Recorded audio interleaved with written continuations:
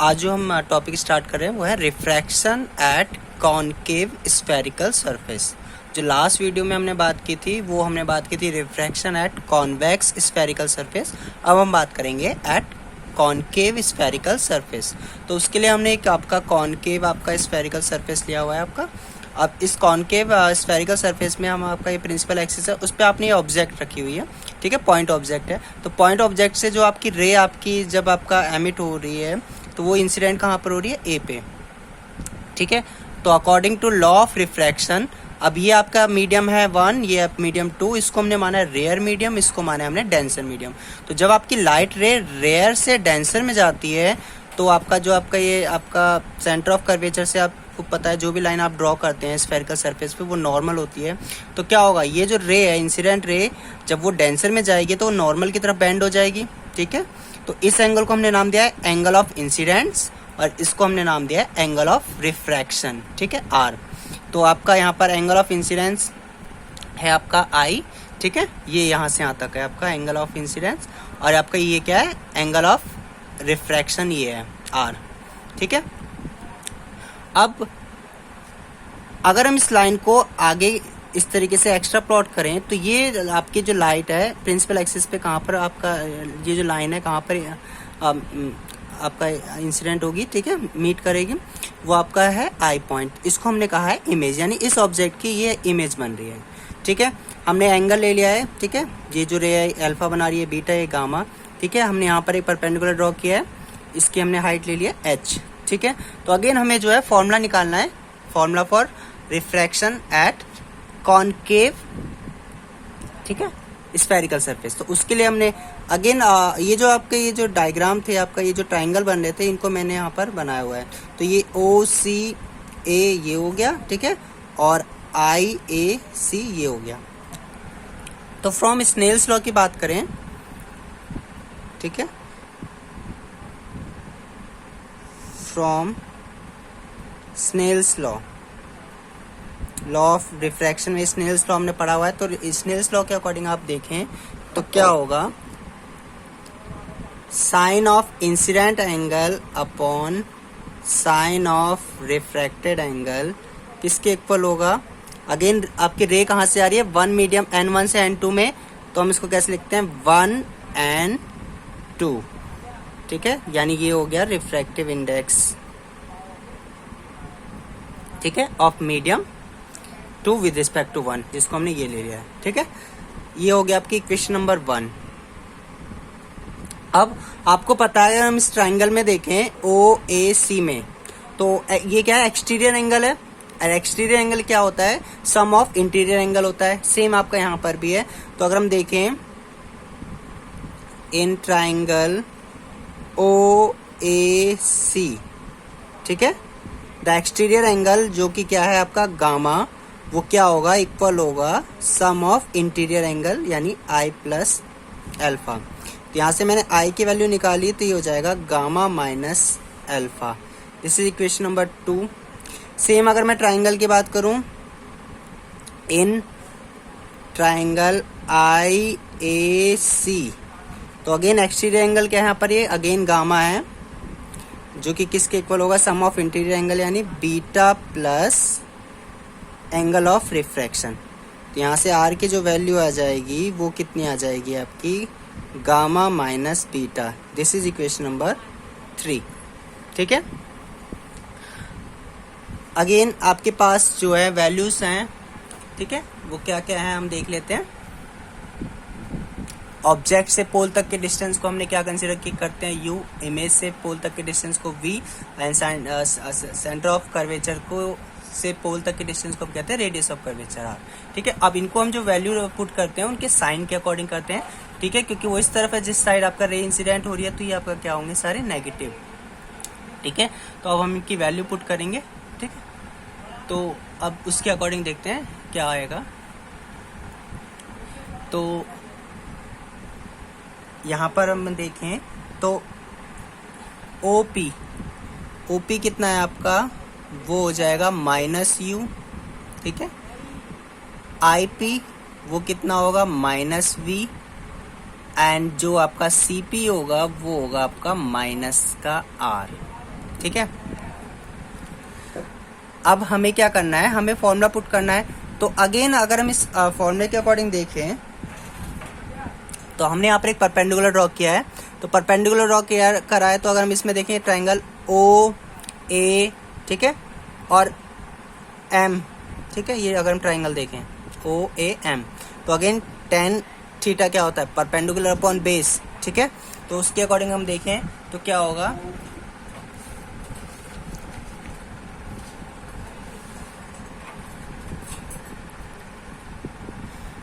तो अब हम वैल्यू पुट कर लेते हैं।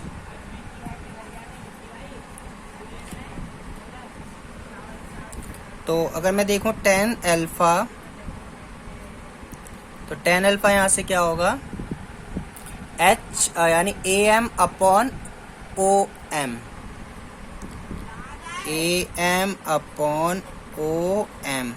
ठीक है, टेन बीटा क्या होगा, अगर हम यहाँ से देखें टेन बीटा क्या होगा आपका, A M upon I M, and tan gamma कितना होगा आपका, वो होगा A M upon C M. ठीक है, दिस इक्वेशन नंबर 4। अब हम इसमें एक कंडीशन लेट करेंगे। अब हम कंडीशन क्या लेंगे, अगर जो अपर्चर ऑफ स्फेरिकल सरफेस है वो स्मॉल हो, ठीक है, तो उस केस में क्या होगा, जो आपका पॉइंट ए है वो क्या होगा, क्लोज होगा किसके, पॉइंट पी के। ठीक है, यानी if the aperture of spherical surface is small then A will be close to point P. तो उस कंडीशन में जब ये आपका ए जो है पी के नियर रहेगा, फॉर एग्जांपल यहाँ पर रहेगा, तो अल्फा बीटा ये सब एंगल आपके क्या होंगे, स्मॉल होंगे। ठीक है, और उस कंडीशंस को हम यूज करके, ठीक है, अब एक और हम प्रॉब्लम इसको हम सॉल्व करेंगे। यहाँ तक तो हमने कर लिया इसको, अब हम इसको आगे कर रहे हैं। तो हम क्या लेंगे, if the aperture is small, if the aperture of spherical surface is small, ठीक है, then point A will be closed to point P, point P that means pole. उस केस में क्या होगा आपका आई, ठीक है, आर, अल्फा, बीटा, गामा, ये सब क्या होंगे, विल बी स्मॉल। इस कंडीशन को यूज करके, तो ठीक है, और अगेन जब हम इसको स्मॉल इसको जब ये ए पॉइंट जो है इसके नियर रहेगा पी के, तो उस केस में जो परपेंडिकुलर ड्रॉ कर रहे थे, यानी ये जो एम है वो भी क्या होगा, हम इसको नियरली क्या मान सकते हैं, पी के पास ही है, यानी हम इसको ओ एम को जो है कंसीडर कर सकते हैं ओ पी के इक्वल। ठीक है, तो उस कंडीशन को हम यूज करेंगे। तो क्या होगा, हमने क्या कंडीशन लेट कर लिया, हमने मान लिया है जो ओ एम है वो ओ पी बन गया। ठीक है, आई एम जो है उसको हमने मान लिया है आई पी। ठीक है, और जो आपका सी एम था उसको हमने ले लिया है सी पी। ठीक है, और साइन आई जो है उसको हमने ले लिया है आई, एंड साइन आर जो है उसको ले लिया है हमने आर। सेम आपके जो टेन अल्फा है उसको हमने ले लिया है अल्फा, टेन बीटा है उसको हमने ले लिया है बीटा। आपको पता है कंडीशन ये कि अगर एंगल स्मॉल होता है तो उस केस में हम ये कंडीशन यूज करते हैं। तो जैसे ये करेंगे तो आपके पास क्या आएगा, फ्रॉम इक्वेशन 1 से अगर हम देखें तो फ्रॉम 1 से आपके पास क्या आएगा, फ्रॉम वन तो ये आ जाएगा आपका I upon R is equal to N2 upon N1। ठीक है। और उसमें जब हम वैल्यू पुट करेंगे,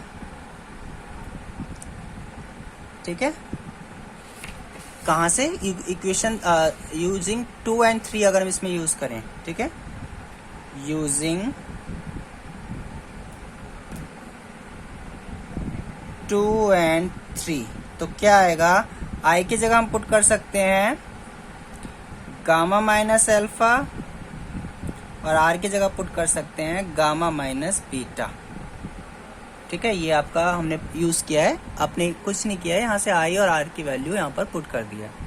ठीक है, अगेन आपका जो ये था यहाँ पर कंडीशन थी tan अल्फा, ठीक है, इसकी अगर हम बात करें तो इनकी वैल्यू अगर हम देखें तो यहाँ पर क्या आएगा, मैं यहीं पे कर दे रहा हूँ क्योंकि फिर हम कंडीशन यूज कर लेंगे। tan अल्फा जो कि क्या था आपका, tan alpha am upon om, ठीक है, am की जगह अब हम ले रहे हैं ap और इसकी जगह हम क्या ले रहे हैं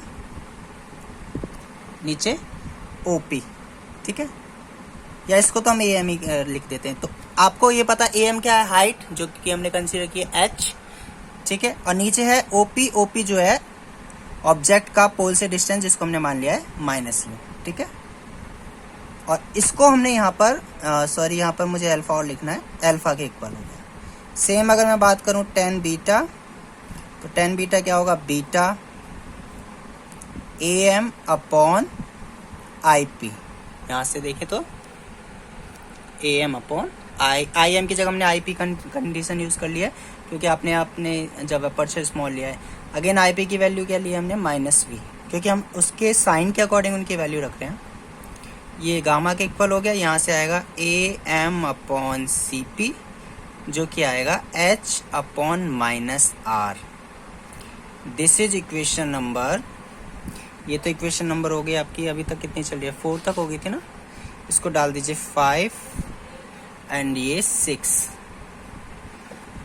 यूजिंग 6 in 5, यूजिंग 6 in 5, तो क्या हो जाएगा आपका,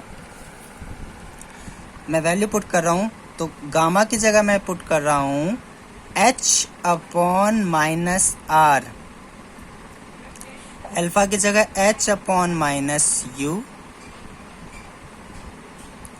अगेन गामा की जगह h अपॉन -r और बीटा की जगह h upon -v n2। h दोनों साइड कॉमन लेंगे, कैंसिल हो जाएगा, अंदर मल्टीप्लाई कर लेते हैं तो यहाँ से आएगा n1 अपॉन r माइनस का प्लस n1 अपॉन u, क्योंकि माइनस माइनस क्या हो जाएगा, ये प्लस हो जाएगा।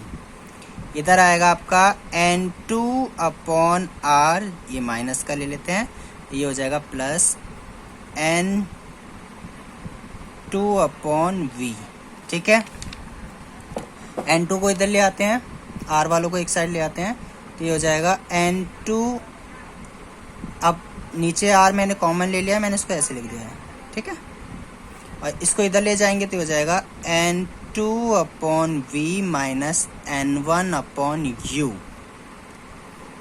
ठीक है, तो ये आपका आ गया है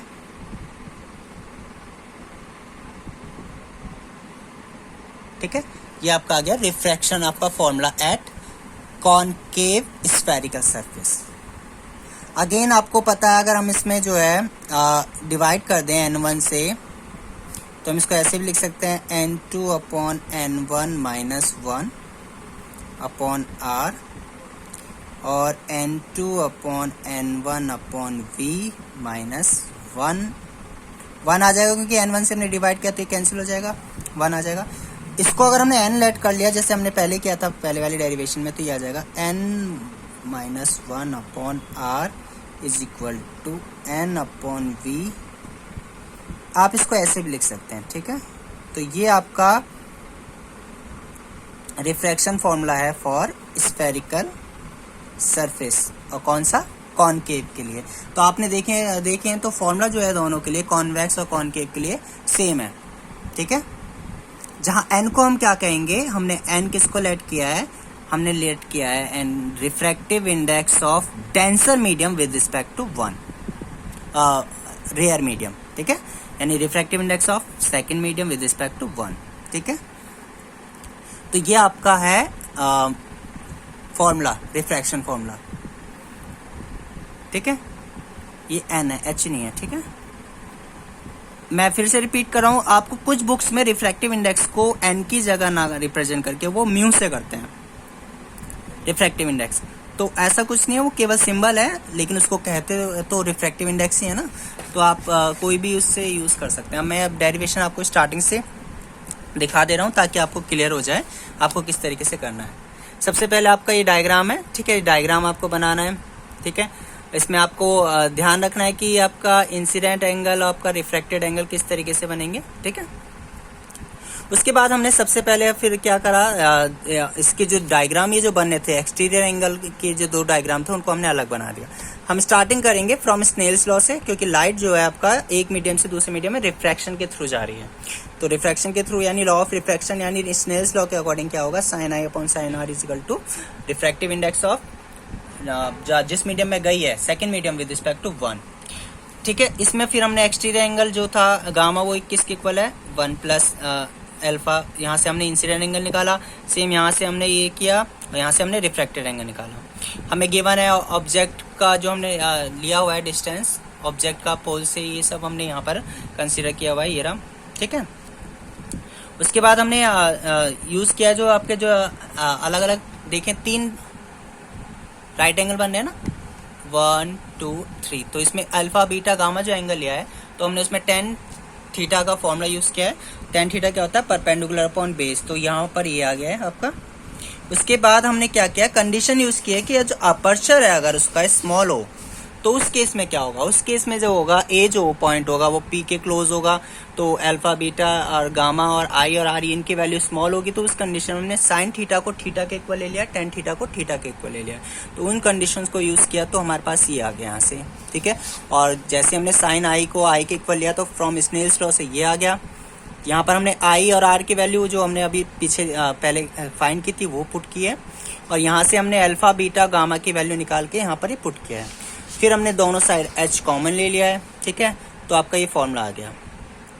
फिर इसको हमने अभी दोनों मीडियम का रिफ्रैक्टिव इंडेक्स को लिखा हुआ है, लेकिन अगर हम एक ही मीडियम के मतलब हम कंपेयर करें तो हम इसको इससे भी लिख सकते हैं इस तरीके से, जहाँ n क्या है, refractive index of denser medium with respect to rare medium, ठीक है। तो ये आपका है रिफ्रैक्शन फॉर्मूला। अब हम बात करेंगे इसमें अब जो आपके दोनों आपके जो हमारे स्फेरिकल सरफेस हैं उनके फोकस के बारे में बात करेंगे, फोकाई यानी प्रिंसिपल फोकाई और फोकल लेंथ की बात करेंगे, और वो कब पॉजिटिव होगी, किस तरीके से कंडीशन होगी, अब हम वो बात कर लेते हैं, ठीक है। तो आप इसको नोट कर लीजिएगा।